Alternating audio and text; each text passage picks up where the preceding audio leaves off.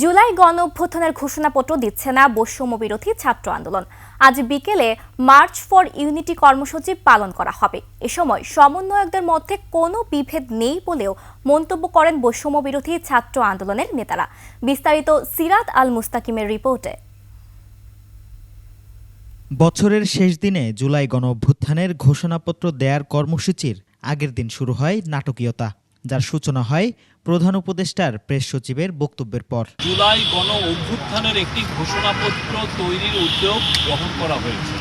মূলত এরপর বাংলা মোটরে নিজেদের কার্যালয়ে জরুরি বৈঠকে বসেন বৈষম্য বিরোধী ছাত্র আন্দোলনের নেতারা। উপস্থিত ছিলেন জাতীয় নাগরিক কমিটির শীর্ষ নেতারা। প্রায় 3.5 ঘন্টা বৈঠকের পর গণমাধ্যমের সামনে আসেন মুখ্য সংগঠক আব্দুল হান্নান মাসুদ। জানান, গণ অভ্যুত্থানের ঘোষণাপত্র দিচ্ছে না বৈষম্য বিরোধী ছাত্র আন্দোলন। কর্মসূচি বানচালে দেশি বিদেশি ষড়যন্ত্রের অভিযোগ তুলে ঘোষণাপত্রের পক্ষে ছাত্র জনতাকে মাঠে থাকার আহ্বান জানান তিনি। আমরা ঢাকা শহরে 5ই আগস্টের মতো একটা গণজোয়ার দেখতে পাবো। এখান থেকে আমরা অন্তর্বর্তীকালীন সরকার যে প্রক্লেমেশনের পক্ষে যে অবস্থান নিয়েছে সেই অবস্থানকে সমর্থন জানাবো। আমরা দেশের মানুষ সমর্থন জানাবে, যাতে ভবিষ্যতে আর কেউ ষড়যন্ত্র করে এই প্রক্লেমেশনের পথ রুদ্ধ করে দিতে না পারে।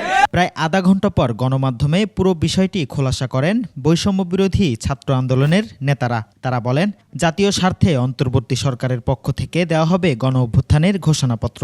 রাষ্ট্রের পক্ষ থেকে এই যে ঘোষণাপত্রটি, আমাদের এই জুলাই অভ্যুত্থানের এই ঘোষণাপত্রটি আসা উচিত এবং এটি একটি লিখিত ডকুমেন্ট হিসেবে রাষ্ট্রের পক্ষ থেকে যাওয়া উচিত। অন্তর্বর্তীকালীন সরকার যখন এই দায়িত্বটি নিয়ে নেয়, আমরা আমাদের জায়গা থেকে এই বিষয়টিকে সাধুবাদ জানাই। আজ 31শে ডিসেম্বর রোজ মঙ্গলবার বিকাল 3 ঘটিকায় কেন্দ্রীয় শহীদ মিনারে মার্চ ফর ইউনিটি কর্মসূচি ঘোষণা করা হলো। বাংলাদেশের আপামর জনসাধারণের প্রতি আমাদের উদাত্ত আহ্বান, আপনারা যে উদ্দীপনায় সংগঠিত হয়েছেন তারই ধারাবাহিকতা বজায় রেখে আগামীকালের কর্মসূচিতে স্বতঃস্ফূর্তভাবে অংশগ্রহণ করবেন। সাংবাদিকদের প্রশ্নের জবাবে বৈষম্য বিরোধী ছাত্র আন্দোলনের নেতাদের মাঝে কোনো বিভেদ সৃষ্টি হয়নি বলেও জানান নেতারা। আমাদের এখানে প্রত্যেকটা বিষয়ের পক্ষে বিপক্ষে যুক্তি দেওয়া হয়, মতামত দেওয়া হয়, ডিসকাশন হয়। সিরাত আল মুস্তাকিম, 21শে টেলিভিশন, ঢাকা।